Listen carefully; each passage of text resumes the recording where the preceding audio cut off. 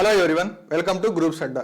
ఈ వీడియోలో మనం ట్రాన్స్ఫార్మర్ యొక్క కన్స్ట్రక్షన్ ఏంటి, ఓకే, దాని గురించి అయితే తెలుసుకుందాం. సో తెలుసుకుపోయే ముందు అందరూ కూడా డిస్క్రిప్షన్లో ఇచ్చిన లింక్ని క్లిక్ చేసి గ్రూప్స్ అడ్డా యాప్ని అయితే ఇన్స్టాల్ చేసుకోండి.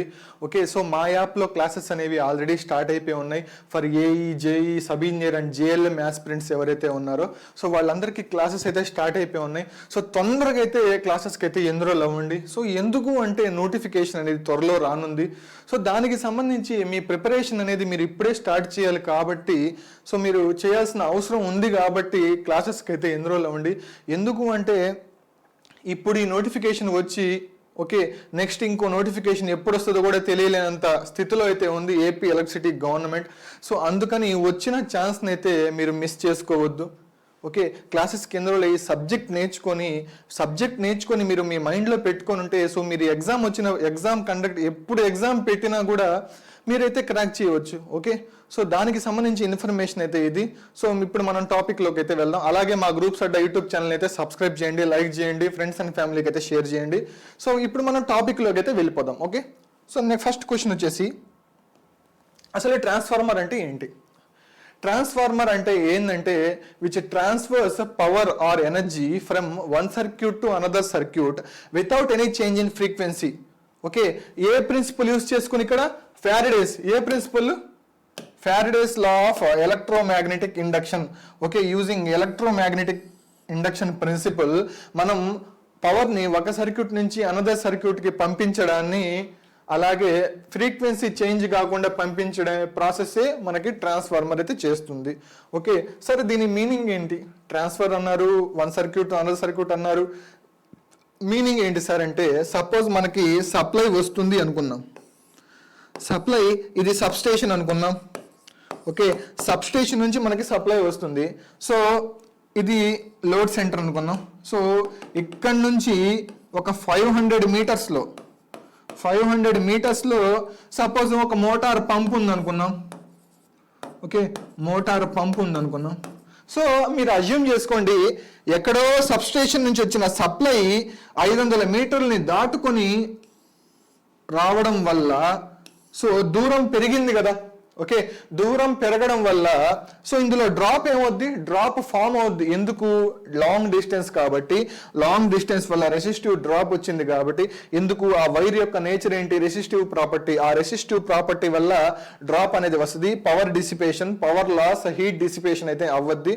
సో ఆ పవర్ లాస్ వల్ల మీకు ఇక్కడ ఎక్స్పెక్టెడ్ వోల్టేజ్ వస్తుందా? మీకు 420 వోల్ట్స్ 440 వోల్ట్స్ అనుకోండి 3 ఫేజ్. ఓకే, మీకు ఇక్కడ ఎక్స్పెక్టెడ్ వోల్టేజ్ వస్తుందా? రాదు. ఎందుకు? ఇక్కడ అప్రాక్సిమేట్లీ అజ్యూమ్ ఒక 50 వోల్ట్స్ డ్రాప్ పోయింది అనుకుందాం. సో మీకు ఇక్కడ ఎంత వోల్టేజ్ వస్తుంది? 390 వోల్ట్స్. ఇది మీకు కరెక్ట్ అవుట్పుట్టా? మోటార్ ఇన్పుట్టా? ఓకే, మోటార్ ఇన్పుట్ అంటే 440 వోల్ట్స్, బట్ మీకు వచ్చిందంత 390 volts. It's not correct. Motor start అవ్వదు. సో దాని పర్పస్కి సో దూరం లెంత్ పెరగడం వల్ల డ్రాప్ రెసిస్టెన్స్ ఫామ్ అవుతడం వల్ల సో ఇక్కడ మనం ఏం చేస్తామంటే ఒక ట్రాన్స్ఫార్మర్ అనేది పెడతాం. సో ఈ ట్రాన్స్ఫార్మర్కి ప్రైమరీ వైండింగ్ ఉంది, సెకండరీ వైండింగ్ ఉంది. ప్రైమరీలో సప్లై ఇస్తాం, సెకండరీలో ఈ టర్మినల్స్కి అయితే కనెక్ట్ చేస్తాం. సో ఇది ట్రాన్స్ఫార్మర్ పెట్టడం వల్ల ఏంటంటే వోల్టేజ్ బూస్ట్ అనేది అవ్వద్ది. ఓకే, సో ఇక్కడ వోల్టేజ్ బూస్ట్ చేయడం వల్ల సో ఇందులో డ్రాప్ వచ్చినా కూడా సమ్ 10 వోల్ట్స్ అలా ఉంటుంది. సో ఆ డ్రాప్ పోయినా కూడా మీకు 430 వోల్ట్స్ ఎక్స్పెక్టెడ్ అవుట్పుట్ వస్తుంది కదా. ఓకే, సో ఆ పర్పస్ మనం ట్రాన్స్ఫార్మర్ అయితే పెడతాం. సో ఇక్కడ ఎగ్జాంపుల్ చెప్పున్నారు ఏంటి డెఫినేషన్లో? Transfers electrical energy between 2 or more circuit from one circuit to another circuit without any changing frequency. So ఇక్కడ ఫ్రీక్వెన్సీ 50 హెర్ట్జ్ అనుకుందాం. సో ఎగ్జాక్ట్లీ ఇక్కడ కూడా 50 హెర్ట్జ్ ఉంటుంది. ఫ్రీక్వెన్సీలో మార్పులు అయితే ఉండవు. ఓకే, ట్రాన్స్ఫార్మర్కి సంబంధించి డెఫినేషన్ అయితే ఇది. సో ఎగ్జామ్స్లో అడిగే క్వశ్చన్, ట్రాన్స్ఫార్మర్ ప్రిన్సిపల్ ఏంటి అంటే Faraday's law of electromagnetic induction. ఈ ప్రిన్సిపల్ మీద ట్రాన్స్ఫార్మర్ అయితే వర్క్ చేస్తుంది. సో ట్రాన్స్ఫార్మర్ డెఫినేషన్ అయితే ఇది. So next transformer main parts గురించి చూద్దాం. సో ఇందులో వైండింగ్స్ ఆఫ్ ఏ ట్రాన్స్ఫార్మర్లో మనకి 2 వైండింగ్స్ అనేవి ఉంటాయి. ఒకటి కోర్ టైప్, ఇంకోటి షెల్ టైప్. ఓకే, ఈ కోర్ టైప్ ఎలా ఉంటుంది అంటే చూద్దాం. A type of transformer where the magnetic core has 2 vertical limbs, 2 vertical limbs ఉంటాయి, వర్టికల్ గా 2 లిమ్స్ ఉంటాయి, అలాగే 2 హారిజాంటల్ యోక్స్. ఓకే, హారిజాంటల్ గా 2 యోక్స్ ఉంటాయి, and the primary and secondary windings are wound electrically on the 2 limbs concentrically. Okay, concentrically on the limbs. Okay, ఇక్కడ చూద్దాం. So ఇది కోరు. ఓకే సార్, కోర్ అంటే ఏంటి? ఓకే, మనం ఎలక్ట్రికల్ సర్క్యూట్ తీసుకుని మీకు అర్థం అవుద్ది. సో ఎలక్ట్రికల్ సర్క్యూట్ లో కరెంట్ పాస్ అవ్వాలంటే క్లోజ్డ్ లూప్ ఉండాలి కదా. ఓకే, కరెంట్ పాస్ అవ్వాలంటే వైర్ ఉండాలి కదా, అల్యూమినియం కానీ కాపర్ కానీ. సో క్లోజ్డ్ లూప్ ఉంటేనే ఎలక్ట్రికల్ లో కరెంట్ ఫామ్ అవుద్ది, కరెంట్ ఫ్లో అవుద్ది. అలాగే మ్యాగ్నెటిక్ లో కూడా. So current is analogous to magnetic field లో ఏంటి? ఫ్లక్స్. ఓకే, అన్ని డీటెయిల్ గా యాప్ లో అయితే క్లాసెస్ లో చెప్పుకున్నాం. సో మీకోసం ఇంకోసారి చెప్తున్నాను. Current is analogous to flux in magnetic field. Okay, so flux కూడా పాస్ అవ్వాలి అంటే ఎలక్ట్రికల్ లో ఉండే వైర్ లాగా మ్యాగ్నెటిక్ ఫ్లక్స్ కి కూడా పాస్ అవ్వాలంటే కోర్ కావాలి. సో అందుకోసం ఇది కోర్. ఓకే, సో ఈ కోర్ లో ఫ్లక్స్ అనేది పాస్ అవుద్ది.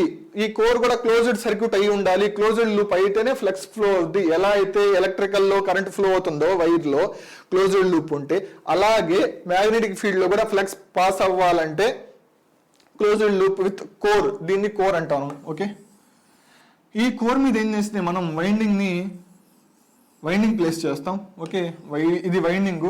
సో ఇది కోర్ వైండింగ్, ఇది సింగిల్ ఫేజ్ వైండింగ్, ఇది సింగిల్ ఫేజ్ వైండింగ్ ఇది. సో ఇందులో చూద్దాం 3 ఫేజ్ వైండింగ్ ఇది.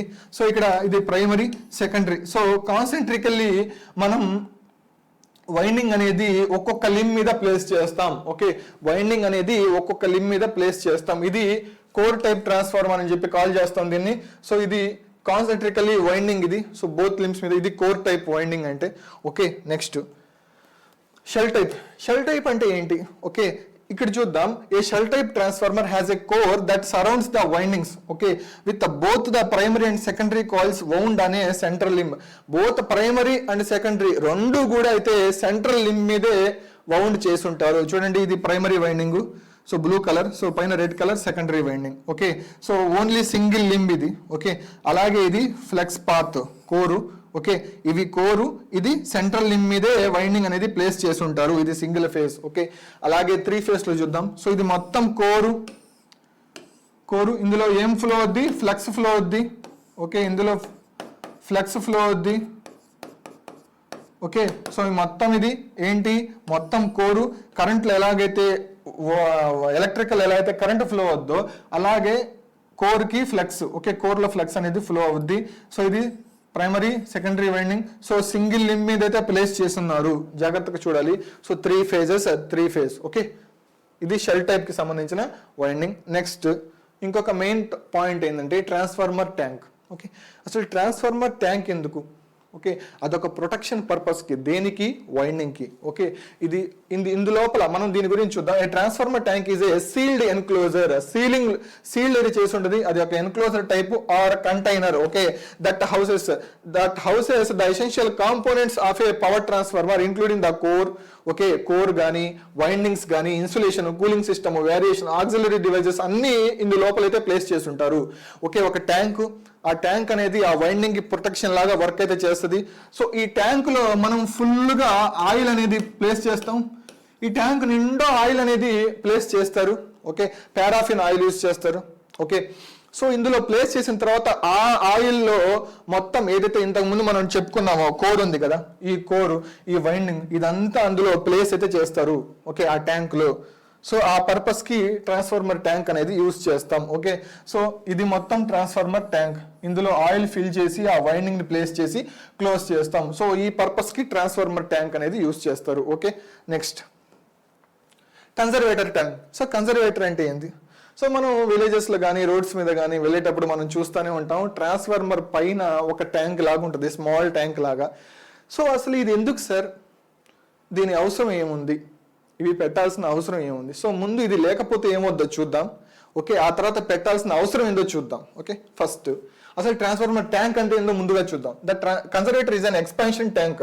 Okay, connected to the transformer oil tank accommodating oil volume changes due to temperature variations. Okay, so ఈ డెఫినేషన్ చూస్తే మీకు ఖచ్చితంగా అర్థం కాదు. ఓకే, మనం మన ఈజీ వర్డ్స్ అయితే మనం చెప్పుకుందాం. ఓకే, ఏదైనా మనకి అర్థం అయ్యేది కావాలి. ఓకే, సో ఇది ట్యాంకు, ఇప్పుడు మనం డిస్కస్ చేసుకునే ట్యాంక్ ఇది. ఓకే, సో ఇది కన్జర్వేటర్ ట్యాంక్. ఓకే, ఈ బ్రీతర్ సిలికా జెల్ అయితే నెక్స్ట్ స్లైడ్లో చెప్పుకుందాం, అన్నీ చెప్దాం. సో ఫస్ట్ ఈ కన్జర్వేటర్ ట్యాంక్ గురించి చూద్దాం. సో కన్జర్వేటర్ ట్యాంక్లో ఏంటంటే సగం అయితే ఎయిర్ ఉంటుంది. ఏంటి, ఈ ట్యాంక్ లోపల సగం అయితే ఎయిర్ ఉంటుంది. సో ఈ పార్ట్ అంతా ఆయిల్ ఉంటుంది. ఓకే, ఈ పార్ట్ అంతా ఆయిల్ ఉంటుంది. సరే, ఇక్కడ వాటర్ బాటిల్ ప్లేస్ చేశారండి, మొత్తం నీట్గా అయితే చెప్పుకున్నాం. ఈ పార్ట్లో అయితే ఆయిల్ ఉంటుంది. ఇన్ కేస్ మీకు గనక ఈ కన్జర్వేటర్ ట్యాంక్ లేదనుకోండి, అజ్యూమ్ కన్జర్వేటర్ ట్యాంకే లేదు. ఓకే, సో ఇది మెయిన్ ట్యాంక్ ఉంది. సో ఎండాకాలంలో కానీ హీట్ అనేది ఎక్కువ ప్రొడ్యూస్ అవుద్ది. ఓకే, ఆ హీట్ వల్ల లోపల ఉండే ఆయిల్ అనేది బాయిల్ అవ్వద్ది. ఏంటి, లేదా ఇన్ కేసు సపోజ్ ఆఫ్టర్నూన్ టైమింగ్స్లో కానీ లేదా మార్నింగ్ టైమింగ్స్లో కానీ, సో అందరూ హౌసెస్లోనే ఉంటారు కాబట్టి అందరూ వాళ్ళ ఏసీస్ని అయితే అన్ని ఇంట్లో ఉండే లోడ్స్ అన్నీ ఒక్కసారిగా అయితే ఆన్ చేస్తారు. ఒక్కసారిగా ఆ ఇంట్లో ఉండే లోడ్స్ డివైజెస్ అన్నీ ఆన్ చేసినప్పుడు లోడ్ ఏమవుతుంది, లోడ్ బర్డన్, ట్రాన్స్ఫర్ మీద లోడ్ బర్డన్ ఏమవుద్ది, ఎక్కువ అవుద్ది. సో లోడ్ పెరిగితే కరెంట్స్ ఏమవుతాయి, పెరుగుతాయి. కరెంట్స్ అంటే అవి ఏం కరెంట్స్, వైండింగ్ లో ఫ్లో అయ్యే కరెంట్సే కదా, ఇందులో ఉండే వైండింగ్ లో ఫ్లో అయ్యే కరెంట్సే కదా. సో కరెంట్స్ పెరగడం వల్ల పవర్ డిసిపేషన్ ఏమవుద్ది, పెరగద్ది. పవర్ డిసిపేషన్ రావడం వల్ల హీట్ ఏమవుద్ది, ఇంక్రీజ్ అవుద్ది. ఆ హీట్ ఇంక్రీజ్ అవ్వడం వల్ల ఆ వైండింగ్స్ దేంట్లో ప్లేస్ చేస్తున్నాం, ఆయిల్లో. ఆ హీట్ అవ్వడం వల్ల ఆయిల్ కూడా ఏమవుద్ది, బాయిల్ అవ్వద్ది. ఏంటి, ఆయిల్ కూడా బాయిల్ అవ్వద్ది. లైక్ మనం మిల్క్ని ఎలా బాయిల్ చేస్తామో, ఒక కంటైనర్లో గ్యాస్ మనకి ఆన్ చేసి మిల్క్ను బాయిల్ చేస్తే మిల్క్ ఏమవుద్ది, ఓకే, పొర్లిపోద్ది మిల్క్. ఓకే, సో ఇప్పుడు మీరు అలా పొర్లిపోవడం వల్ల okay, no problem. In case మీరు ఇదంతా క్లోజ్ చేసేసి ఉంటారు కాబట్టి ఆయిల్ లోడ్ పెరిగినప్పుడు ఆయిల్ బాయిల్ అయ్యి సో బబుల్స్ వచ్చేసి అది పొంగినప్పుడు, సో అప్పుడు ఇక్కడ క్లోజ్ చేసేసి ఉంటాం కాబట్టి ఆ ఆయిల్ బయటకు ఎలా పోద్ది, ఓకే, గ్యాస్ ఫామ్ అయ్యి సో ఇక్కడ క్లోజ్నెస్ ఉండడం వల్ల కాసేపటికి ఆ బాయిల్ అయిన ఆయిల్ ఆ ఫోర్స్కి ట్రాన్స్ఫార్మర్ ఏమవుద్ది, బ్లాస్ట్ అయిపోద్ది. ఏంటి, ట్రాన్స్ఫార్మర్ బ్లాస్ట్ అయిపోద్ది. సో అందుకు ఆ పర్పస్గా ఈ కన్జర్వేటర్ ట్యాంక్ అనేది పెట్టడం జరిగింది. ఈ కన్జర్వేటర్ ట్యాంక్లో సగం గాలి ఉంటుంది, సగం ఆయిల్ ఉంటుంది. ఈ ఆయిల్ అంటే ఇందులో కూడా ఆయిల్ అయితే ఉంటుంది, ఇది మొత్తం ఆయిలే. సో ఇక్కడ మొత్తం ఆయిల్ అయితే ఫుల్ అయిపోయి ఉంటుంది. ఓకే, సో ఇలా కనెక్ట్ అయి ఉంటుంది.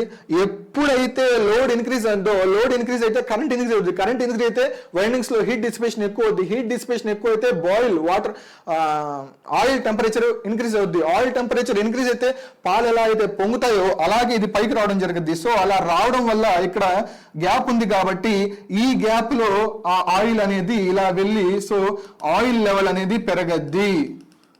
ఎందుకు, బాయిల్ అవుతుంది కాబట్టి ఆయిల్ ఏమవుద్ది, పైకి వస్తుంది. అలాగే ఆయిల్ లెవెల్ అనేది ఇక్కడ పైకి వస్తుంది. ఓకే, ఇప్పుడు బ్లాస్ట్ అవ్వకుండా ఉండే ఛాన్సెస్ అయితే ఉన్నాయి కదా. సో ఆయిల్ అనేది ఇక్కడ కన్జర్వేటర్ ట్యాంక్ లో ఉండడం వల్ల ఇక్కడ ఎయిర్ అయితే ఉంటుంది. సో ఇది ఆయిల్ పైకి రావడం వల్ల దీని ద్వారా ఎయిర్ అయితే బయటకు వెళ్ళిపోద్ది. బ్రీదర్ అది, దాని గురించి చూద్దాం. దీని ద్వారా ఎయిర్ అనేది బయటికి వెళ్ళిపోద్ది. ఇన్ కేస్ లోడ్ తగ్గింది, ఓకే, ఆఫ్టర్నూన్ టైమ్స్ ఇళ్లలో ఎవరు ఉండరు, అందరూ ఆఫీస్లో వెళ్ళిపోయి ఉంటారు. సో లోడ్ అనేది తగ్గింది. లోడ్ తగ్గినప్పుడు ఆటోమేటిక్గా కరెంట్ అనేది తగ్గద్ది. కరెంట్ తగ్గితే హీట్ అనేది తగ్గద్ది. హీట్ తగ్గితే పవర్ డిసిపేషన్ తగ్గద్ది. పవర్ డిసిపేషన్ తగ్గితే వాటర్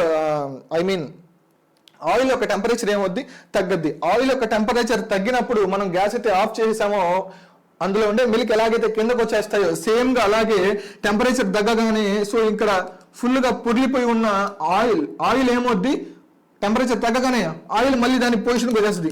ఓకే, ఇక్కడ పొజిషన్ రాగానే మళ్ళీ ఇది వేకెంట్ స్పేస్. ఈ వేకెంట్ స్పేస్లో మళ్ళీ ఎయిర్ కావాలి. సో బయట నుంచి ఎయిర్ తీసుకొని దీనికి ఇస్తుంది. ఓకే, అక్కడ ఎయిర్ ఫిల్ అయిపోయి సో ఆయిల్ అనేది మళ్ళీ నార్మల్ పొజిషన్కి అయితే వచ్చేస్తుంది. ఓకే, సో దీనివల్ల మనం ట్రాన్స్ఫార్మర్ బ్లాస్ట్ అయ్యే వాటిని అయితే మనం రెడ్యూస్ చేయొచ్చు. అందుకే కన్జర్వేటర్ ట్యాంక్ అనేది ఆయిల్ ఫిల్డ్ ట్రాన్స్ఫార్మర్స్కి, డ్రై టైప్ ట్రాన్స్ఫార్మర్కి అయితే కన్జర్వేటర్ ఉండదు. ఆయిల్ ఫిల్ అయిన ట్రాన్స్ఫార్మర్కి, ఎవ్రీ ట్రాన్స్ఫార్మర్కి అయితే ఈ కన్జర్వేటర్ మనం చూస్తూనే ఉంటాం.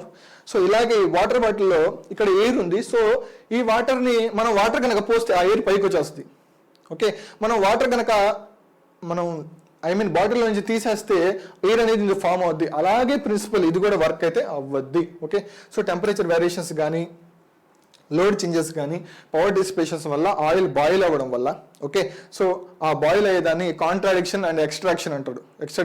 కాంట్రాడిక్షన్ అవ్వడం వల్ల ఆయిల్, సో ఈ కన్జర్వేటర్ ట్యాంక్ ఉంటే మనకు ఇది సేఫ్టీ. ట్రాన్స్ఫార్మర్ ఏం ప్రాబ్లం లేకుండా సేఫ్గా అయితే ఉంటుంది. ఓకే, కన్జర్వేటర్ ట్యాంక్ గురించి అయితే క్లియర్ కట్ ఐడియా అయితే ఇది. నెక్స్ట్ సిలికా జెల్ బ్రీదర్ ఇందా మనం చెప్పుకున్నాం కదా. ఇప్పుడు ఏం చెప్పుకున్నాం, ఈ ఎయిర్ అనేది బయటికి పోతుంది, మళ్ళీ ఎయిర్ అనేది లోపలికి వస్తుంది. సో ఇక్కడ ఈ ఎయిర్ బయటికి పోవడంలో లోపలికి రావడంలో మధ్యలో ఉండే డివైస్ ఏంటి, బ్రీదర్. ఓకే, బ్రీదర్ అని దానికి ఎందుకు నేమ్ వచ్చింది అంటే చూద్దాం. సో ఆ బ్రీదర్లో ఏముంటుంది అంటే చూద్దాం. ఇక్కడ చూడండి, ఇది కన్జర్వేటర్ ట్యాంక్ కదా. ఓకే, ఈ కన్జర్వేటర్ ట్యాంక్ ఏం కనెక్ట్ అయింది, బ్రీదర్. సో ఇందులో నుంచి ఎయిర్ బయటికి పోద్ది, ఎయిర్ లోపలికి వస్తుంది. చాలా ఇంపార్టెంట్ చూడండి, ఇందులో నుంచి ఎయిర్ బయటికి పోద్ది, ఎయిర్ లోపలికి వస్తుంది. సో ఇది బ్రీదర్. ఓకే, ఇవి ఇలా కన్జర్వేటర్ ట్యాంక్కి కనెక్ట్ అయి ఉంటుంది. ఇది కన్జర్వేటర్, ఇది బ్రీదర్. ఓకే, సో ఎయిర్ ఇందులో నుంచి బయటికి పోద్ది, ఎయిర్ మళ్ళీ లోపలికి వస్తుంది. Okay, it is filled with blue colour silica gel. Okay, it is used to observe moisture air from atmosphere. So ఇందా మనం చెప్పుకున్నాం, లోడ్ పెరిగింది, పవర్ డిసిపేషన్ పెరిగింది, ఆయిల్ అనేది ఎక్స్పాండ్ అయింది, ఆయిల్ ఎక్స్పాండ్ అయ్యి ఎయిర్ అనేది బయటకు వచ్చింది. ఓకే, నో ప్రాబ్లం, అక్కడి వరకు నో ప్రాబ్లం. బట్ ఇప్పుడు లోడ్ తగ్గింది, ఆయిల్ టెంపరేచర్ తగ్గింది. సో ఆయిల్ అనేది మళ్ళీ దాని పొజిషన్కి వెళ్ళిపోతుంది కదా. సో అలా వెళ్ళినప్పుడు ట్రాన్స్ఫార్మర్లో ఎయిర్ ఫామ్ అవ్వాలి కదా. సో ఆ ఎయిర్ ఎక్కడి నుంచి రావాలి, బయట నుంచి రావాలి. ఓకే, ఆ బయట నుంచి రావాలి అంటే suppose assume rainy season. Okay, అది రైనీ సీజన్ అనుకున్నాం. వచ్చే గాలి ఎలా ఉంటుంది, గాల్లో తేమ ఉంటుంది.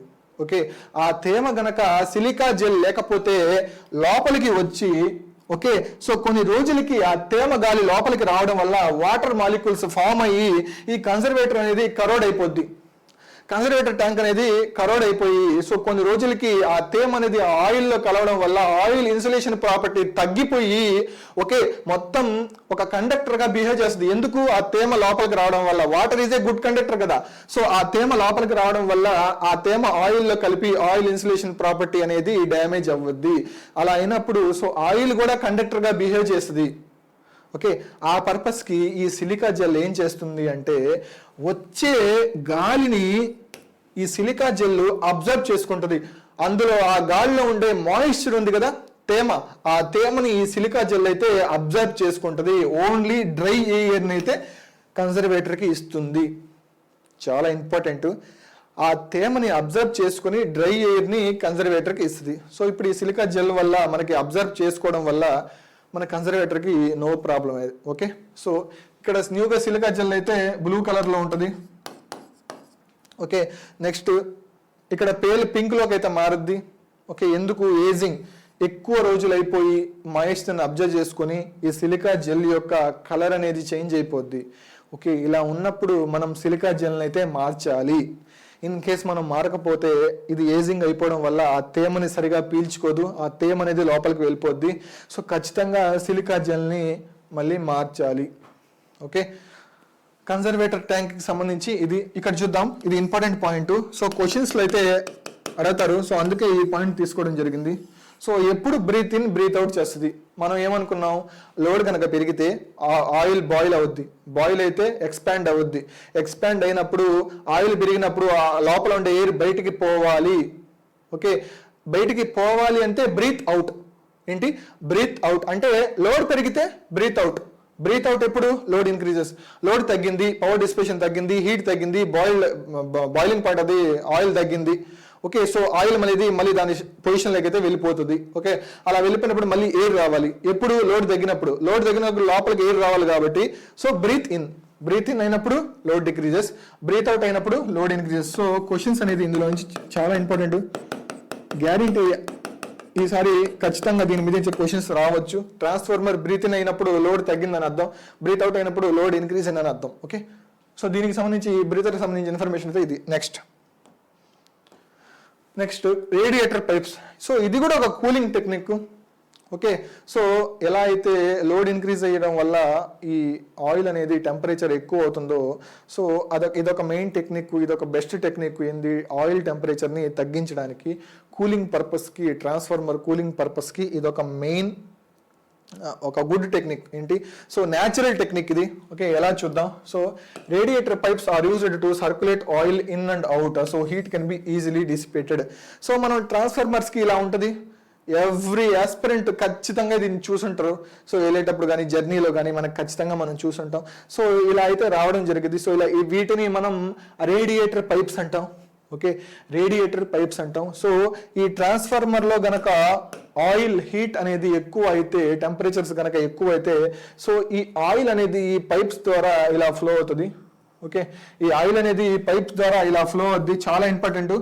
ఆయిల్ అనేది పైప్స్ ద్వారా ఇలా ఫ్లో అయ్యి, సో ఇందులో నుంచి ఆయిల్ అనేది డౌన్ ఫ్లో అవుద్ది. ఓకే, ఇది న్యాచురల్. దీనికి ఎలా ఉంటుంది, అట్మాస్ఫియర్ ఉంది దీనికి. Okay, atmosphere natural cooling. ఇది ఇలా డౌన్ ఫాల్ అవ్వడం వల్ల, బయట ఉండే అట్మాస్ఫియర్ చల్లగా ఉండడం వల్ల, సో ఇలా డౌన్ ఫాల్ అవ్వడం వల్ల స్పీడ్గా, సో ఆయిల్ అనేది హీట్గా ఉన్న ఆయిల్ కొంచెం టెంపరేచర్ అనేది తగ్గద్ది. ఓకే, కొంచెం కూల్నెస్ అనేది వస్తుంది. సో మళ్ళీ ఆ పైప్లో నుంచి లోపలికైతే ట్యాంక్లోకి వెళ్ళిపోద్ది. ఐ మీన్ ఇది ఒక natural cooling technique through radiator pipes. Okay, so radiator పైప్స్కి సంబంధించి ఇది. Next Buchholz relay. So Buchholz relay చాలా ఇంపార్టెంట్. సో మనం వింటానే ఉంటాం. సో మెయిన్ ట్రాన్స్ఫార్మర్లోని ఇది ఒక మెయిన్ రిలేగా మారింది. ఓకే, ఇది చాలా ఇంపార్టెంట్. ఎగ్జామ్స్లో అయితే మ్యాక్సిమం దీని మీద క్వశ్చన్స్ అయితే అడుగుతావు. సో అసలు బక్ హౌస్ రిలే అంటే ఏందో చూద్దాం. Okay, Buchholz relay is a gas actuated relay. So which type of relay is Buchholz relay అని అడుగుతారు క్వశ్చన్లో. సో ఇది gas actuated type relay. Okay, so ఎందుకు దీనికి నేమ్ వచ్చింది అంటే, గ్యాస్ యాక్చువేటెడ్ అని రావాల్సిన అవసరం ఏముంది అంటే, so that is used for the protection of the oil filled transformers. Okay, conservator against లో oil levels and internal faults. Okay, the buckhouse relay is provided with two hinged floats or buckets which on the tilting operated mercury switches inside the air oil tight enclosure. Mercury switches in turn actuated alarm and trip circuits depending upon the nature of the fault. Okay, fault ki taggattu manaki ikkada two circuits అనేవి ఉన్నాయి. ఒకటి alarm circuit, ఇంకోటి trip circuit. ఏంటి, ఒకటి alarm circuit, ఇంకోటి trip circuit. So Buchholz relay real diagram అయితే ఇది. So ఇది జస్ట్ రిప్రజెంటేషన్, ఒక డయాగ్రామ్, అది జస్ట్ డయాగ్రామ్ అది. సో అందులో వర్కింగ్ ప్రిన్సిపల్ అయితే మనం ఈజీగా నేర్చుకోవచ్చు. ఓకే, సో ఇందులో చూద్దాం అసలు ఇదేంది అంటే, సో ఇక్కడ మనకి రెండు ఫ్లోట్స్ అయితే ఉంటాయి. ఓకే, రెండు ఫ్లోట్, ఇవి దీన్ని ఫ్లోట్ అంటారు. సో ఫ్లోట్ అంటే ఐ మీన్ వాటర్లో తేలుతూ ఉండడం. ఓకే, సో ఈ బక్ హౌస్ రిలే మొత్తం ఆయిల్తో అయితే ఫిల్ అయి ఉంటుంది. బక్ హౌస్ రిలే మొత్తం ఆయిల్తో అయితే ఫిల్ అయి ఉంటుంది. ఓకే, ఎప్పుడైతే ఈ అలారం సర్క్యూట్ ఎప్పుడు ఏంటంటే small faults, okay, like inter turn fault, టన్కి మధ్య ఇన్సులేషన్ డ్యామేజ్ అయిన ఫాల్ట్ కానీ, ఓకే, సో అలా చిన్న చిన్న ఫాల్ట్స్కి ఈ అలారం సర్క్యూట్ అనేది ట్రిప్ అవుతుంది. ఓకే, ఎలా చూద్దాం. సో ఇక్కడ నుంచి మన ట్రాన్స్ఫార్మర్ ట్యాంక్, ఇది కన్సర్వేటర్. సో చిన్న ఫాల్ట్ రావడం వల్ల, చిన్న ఇంటర్నల్ ఫాల్ట్ రావడం వల్ల, సో ఆయిల్ టెంపర్ అనేది కొంచెమే రైజ్ అవుద్ది. కొంచెం టెంపరేచర్ రైజ్ అవడం వల్ల స్మాల్ కొంచెం బబుల్స్ అనేది ఫామ్ అవుతాయి. ఆ కొంచెం బబుల్స్ ఇలా ఫ్లో అయ్యి ఇలా పైకి వెళ్ళడం వల్ల, బబుల్స్ ఫామ్ అవ్వడం వల్ల ఆయిల్ లెవెల్ అనేది తగ్గద్ది. సో ఆయిల్ లెవెల్ అనేది ఈ ఫ్లోట్ కంటే తగ్గినప్పుడు, అప్పుడు ఈ ఫ్లోట్ ఏమవుతుంది, సో ఇలా టిల్టింగ్ పొజిషన్లో ఉంటుంది. ఓకే, ఇలా వాటర్ బాటిల్ అనుకోండి, ఇలా టిల్ట్ పొజిషన్లో కనుక ఉంటే, సో ఈ వాటర్ అంతా ఇక్కడ ఉంటుంది లాస్ట్లో. ఎప్పుడైతే ఇలా ఉన్న స్విచ్ ఎప్పుడైతే ఆయిల్ లెవెల్ తగ్గిందో, సో ఇలా ఫ్లోట్ అయితే అవుద్ది, ఇలా హారిజెంటల్గా అయితే వస్తుంది. ఇలా హారిజెంటల్గా రావడం వల్ల, సో ఈ లాస్ట్లో ఉండే ఏదైతే మెర్కురీ ఉందో, సో అదంతా స్ప్రెడ్ అవ్వద్ది. అవును కదా, ఇలా రావడం వల్ల మెర్కురీ మొత్తం స్ప్రెడ్ అయితే అవ్వద్ది. సో అలా స్ప్రెడ్ అవ్వడం వల్ల ఇక్కడ ట్రిప్ సిగ్నల్ ఉంటుంది. సో దానికి టచ్ అవ్వడం వల్ల అలారం సిగ్నల్ అనేది వెళ్తుంది. ఎప్పుడు small faults, inter turn faults, small ఏమైనా ఆయిల్ యొక్క ఇన్సులేషన్ ప్రాపర్టీ తగ్గడం కానీ, సో అలాంటి స్మాల్ ఫాల్ట్స్కి అలారం సర్క్యూట్ అనేది ట్రిప్ అవుతుంది. ఇన్ కేస్ లార్జ్ ఫాల్ట్స్ వస్తే, ఏదైనా హెవీ ఫాల్ట్స్ వస్తే, like short circuited fault, okay, లేదు I mean phase to earth fault, మొత్తం షార్ట్ సర్క్యూట్ అయిన ఫాల్ట్ కనుక వస్తే, సో ఆ షార్ట్ సర్క్యూట్ అయిన ఫాల్ట్ ద్వారా వచ్చే కరెంట్, షార్ట్ సర్క్యూట్ కరెంట్ అనేది ఎక్కువ కాబట్టి, సో ఆ ఎక్కువ కరెంట్ ఆ వైండింగ్లో ఫ్లో అయింది కాబట్టి, ఆ వైండింగ్లో ఫ్లో అయిన కరెంట్ని ఎక్కువ హీట్ డిసిపేట్ అయింది కాబట్టి, ఆ ఎక్కువ హీట్ వల్ల ఆ ఆయిల్ అనేది బాయిలింగ్ టెంపరేచర్ ఇంక్రీజ్ అయింది కాబట్టి, సో ఆ ఆయిల్ బాయిలింగ్ టెంపరేచర్ ఇంక్రీజ్ అవ్వడం వల్ల, ఎందుకు ఎక్కువ హై కరెంట్ ఫ్లో అవడం వల్ల బబుల్స్ అనేవి ఎక్కువ ఫామ్ అవుతాయి. సో ఆ ఎక్కువ బబుల్స్ ఫామ్ అవ్వడం వల్ల, సో ఇది అక్కడంతా మొత్తం గ్యాస్తో అయితే ఫిల్ అయిపోయి ఉంటుంది. సో ఆయిల్ లెవెల్ అనేది తగ్గిపోద్ది. ఓకే, ఈ ఫ్లోట్ కంటే ఆయిల్ లెవెల్ అనేది తగ్గిపోద్ది, మొత్తం బబుల్స్ అయితే ఫామ్ అవుతాయి. సో ఆ బబుల్స్ ఫామ్ అవడం వల్ల ఈ ఏదైతే ఈ టిల్ట్ పొజిషన్ లో ఉన్న మెర్కురీ స్విచ్ ఉందో ఇలా రావడం హారిజెంటల్ గా వస్తుంది. సో మెర్కురీ ఎంత ఫ్లో అవుద్ది, అప్పుడు ఇది రావడం వల్ల ట్రిప్ సర్క్యూట్ కి టచ్ అయ్యి, సో ట్రిప్ బ్రేకర్ ఏదైతే బ్రేకర్ ఉందో ఆ బ్రేకర్ కి ట్రిప్ సిగ్నల్ ఇష్యూ చేసేసి ఈ బ్రేకర్ అనేది కాంటాక్ట్స్ కి ఓపెన్ చేస్తుంది. ఓకే, సో ఇది ప్రాసెస్ బక్ హోజ్ రిలే. సో ఇది ఎక్కడ కనెక్ట్ చేస్తారు, చాలా ఎగ్జామ్స్ అయితే అడుగున్న మాట ఏంటంటే ఇది ఎక్కడ కనెక్ట్ చేస్తారు, చాలా ఇంపార్టెంట్. ఇది ఎక్కడ కనెక్ట్ చేస్తారంటే కన్జర్వేటర్ ట్యాంక్ కి ట్రాన్స్ఫార్మర్ మెయిన్ ట్యాంక్ కి మిడిల్ లో అయితే బక్ హోజ్ రిలే కనెక్ట్ చేస్తారు. ఓకే, చాలా ఇంపార్టెంట్. సో దీనికి సంబంధించి బక్ హోజ్ రిలేకి సంబంధించిన ఇన్ఫర్మేషన్ అయితే ఇది. నెక్స్ట్, సో ఎక్స్ప్లోజన్ వెంట్ అంటే ఏంటంటే it's provided and transformer tank to relieve pressure if the pressure in the transformer exceeds 5 PSI. PSI అంటే pound square per inch. So ఒకవేళ ఆ ప్రెషర్ కనుక 5 PSI కంటే పెరిగితే it is a swan necked. ఇది కదా, ఇది మనకి ఎక్స్ప్లోజన్ వెంట్. ఇది ఒక swan necked shape having 2 bakelite diaphragms. So ఇక్కడ ఒక బేక్లైట్ డయాఫ్రామ్, సో ఇక్కడ ఒక బేక్లైట్ డయాఫ్రామ్ అయితే ఉంటాయి. One at the top and one at the bottom. This break if the static pressure increases to 5 PSI. In case transformer లో కనుక బక్ hose relay operation fail అయింది అనుకున్నాం. ఓకే, బక్ హోజ్ రిలే ఆపరేషన్ ఫెయిల్ అయితే అయింది. So transformer మనం కాపాడాలి కదా. So ఎలా అంటే ఇది ఎక్స్ప్లోజన్ వెంట్. ఓకే, ఇందులో 2 డయాఫ్రామ్స్ ఉంటాయి. సో ఇవి ఈ డయాఫ్రామ్స్ అనేవి ఇక్కడ ఒకటి ప్లేస్ చేస్తారు.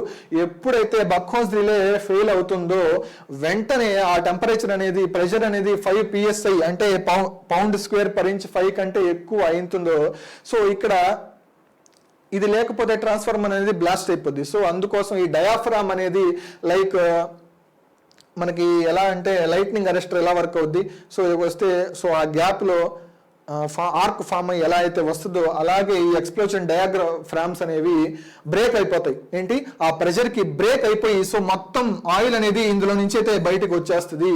సో ప్రెషర్ తగ్గద్ది, ట్రాన్స్ఫార్మర్ అయితే సేవ్ అవ్వద్ది. Okay, so explosion vent use అయితే ఇది. నెక్స్ట్, సో ఇది single phase DTR distribution transformer. మనం చూస్తూనే ఉంటాం మన ఇళ్ళ దగ్గర పోల్స్కి అయితే కనెక్ట్ చేస్తుంటారు. ఇది single phase DTR.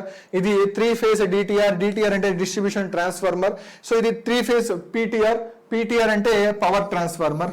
Okay, so దీనికి సంబంధించిన ట్రాన్స్ఫార్మర్ యొక్క కన్స్ట్రక్షన్స్ అయితే ఇది.